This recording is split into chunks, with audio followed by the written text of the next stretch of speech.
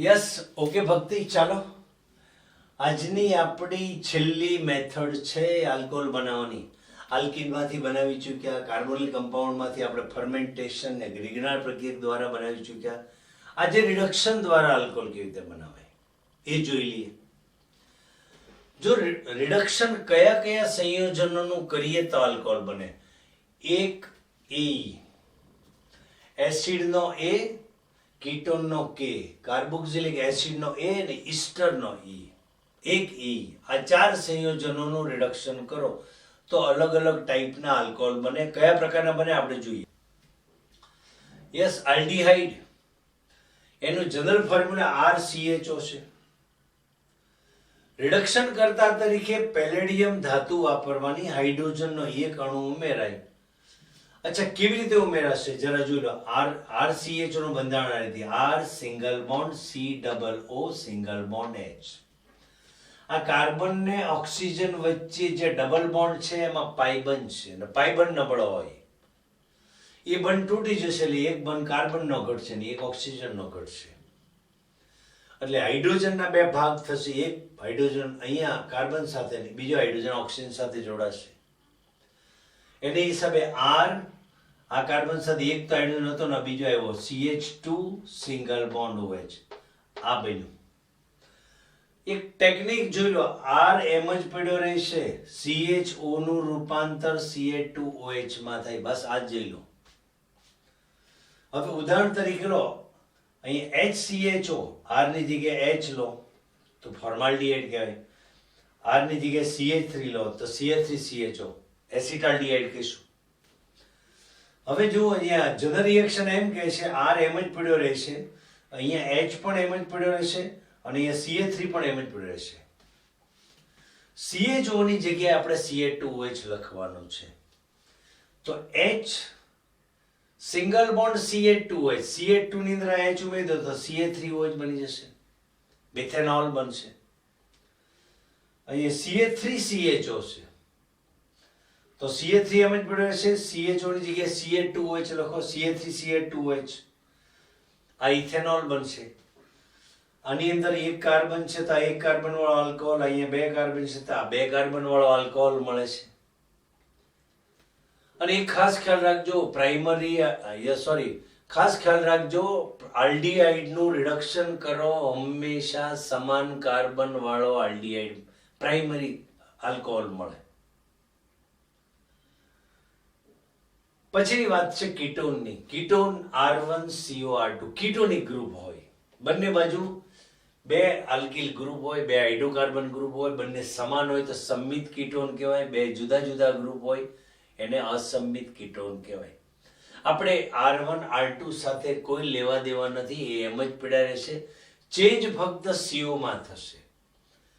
જો આનું બંધારણ કેવી રીતે થશે, R1CR2 અને ઓક્સિજન નીચે ડબલ બોન્ડ થી સોડિયમ બોરોહાઇડ્રેટ જેવા રિડ્યુસિંગ એજન્ટની હાજરીમાં હાઇડ્રોજનનો અણુ ઉમેરાય તો અહીંયા કાર્બન ને ઓક્સિજન વચ્ચે ડબલ બોન્ડ છે, એમાં એક સિગ્મા બનશે અને એક પાઈ બનશે. પાઈ બંધ નબળો હોય અને એ બંધ તૂટી જશે અને એને એ થવાથી બંને કાર્બન અને ઓક્સિજનના એક એક બંધ ઘટશે ને ઘટેલો બંધ પૂરો કરવા માટે હાઇડ્રોજનના બે ટુકડા થશે. એક હાઇડ્રોજનનો પરમાણુ આ કાર્બન સાથે અને બીજો હાઇડ્રોજનનો પરમાણુ ઓક્સિજન સાથે જોડાઈ જશે. તો R1CHOH R2, તો R1CHOH R2 આને આપણે સેકન્ડરી આલ્કોહોલ કહીએ છીએ. ટૂંકમાં R1CO R2 નું રૂપાંતર R1CHOH R2. જરા જુઓ, R1 ને R2 એમ જ પડ્યા રહેશે, CO ની જગ્યાએ CHOH માં રૂપાંતર થાય. કીટોનનું રિડક્શન કરો હંમેશા સમાન કાર્બન વાળો સેકન્ડરી આલ્કોહોલ મળે.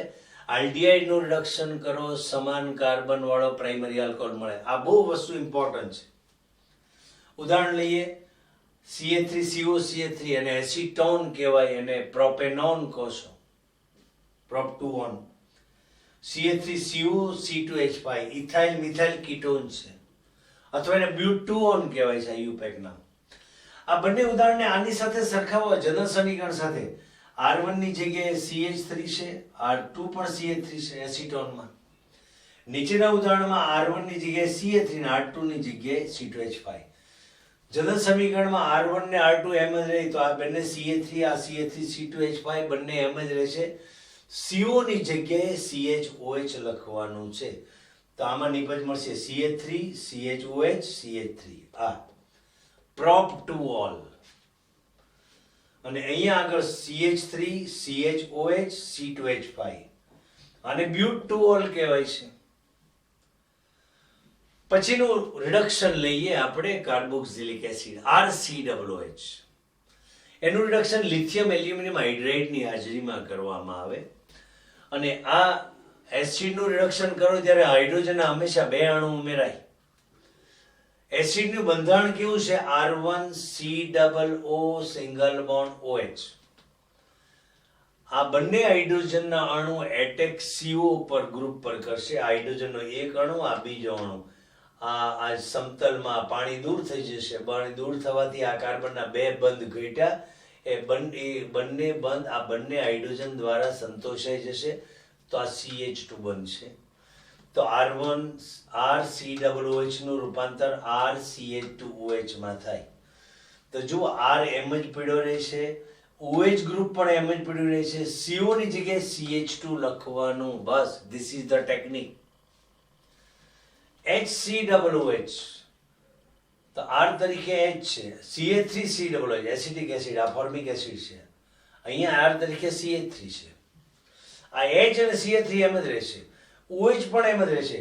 CO ની જગ્યાએ CH2 અહીંયા HCH2 હાઇડ્રોજન CH2 માં એડ કરી દો તો CH3OH મિથેનોલ બનશે. અહીંયા CH3CH2OH ઇથેનોલ બનશે. તો કાર્બોક્સિલિક એસિડનું રિડક્શન કરો હંમેશા પ્રાઇમરી આલ્કોહોલ મળે. આ આપણા મગજમાં રહેવું જોઈએ. ઓકે.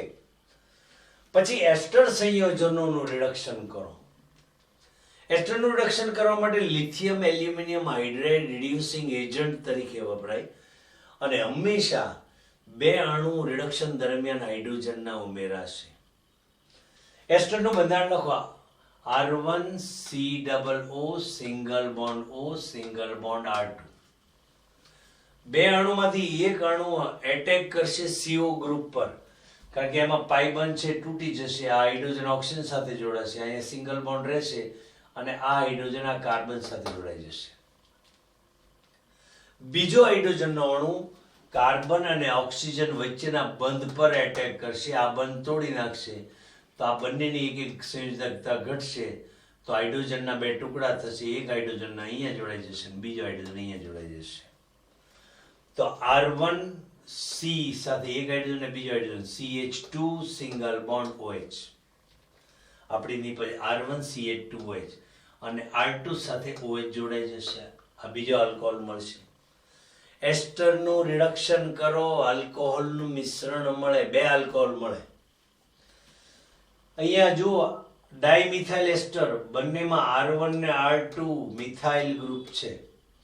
આમાં ઇથાઇલ મિથાઇલ એસ્ટરમાં R1 બરાબર CH3 છે અને R2 બરાબર C2H5 છે. જનરલ સમીકરણ શું કહે છે? એસ્ટરનું રિડક્શન કરો, શોર્ટકટ કી પકડો. જે બાકીનું R1 સાથે CH2OH જોડી દો અને R2 સાથે OH જોડી દો, વાર્તા પૂરી. તો અહીંયા R1 CH3 છે તો એક નિપજ મળશે CH3CH2OH અને બીજી નિપજ મળશે R2 CH3OH. અહીંયા R1 છે CH3 તો CH3CH2OH અને C2H5OH આ બંને ઇથેનોલ એટલે બે ઇથેનોલના અણુ મળશે. એટલે અહીંયા ખાસ ખ્યાલ રાખજો, રિડક્શન પ્રક્રિયા આલ્ડીહાઇડનું રિડક્શન કરો એટલા જ કાર્બન જેટલા કાર્બન આલ્ડીહાઇડમાં એટલા જ કાર્બન વાળો પ્રાઇમરી આલ્કોહોલ મળે. કીટોનનું રિડક્શન કરો, જેટલા કાર્બન કીટોનમાં એટલા જ કાર્બન વાળો સેકન્ડરી આલ્કોહોલ મળે. કાર્બોક્સિલિક એસિડનું રિડક્શન કરો, જેટલા કાર્બન એસિડમાં છે એટલા જ કાર્બન વાળો પ્રાઇમરી આલ્કોહોલ મળે. અને એસ્ટરનું રિડક્શન કરશો તો આલ્કોહોલના બે અણુ આલ્કોહોલના મળશે, આલ્કોહોલના બે અણુનું મિશ્રણ મળશે. ઓકે શર્મિલા, અહીંયા પતાવીએ સ્વીટી. નેક્સ્ટ ટાઈમ આપણે પાછા મળશું. Okay, thank you very much.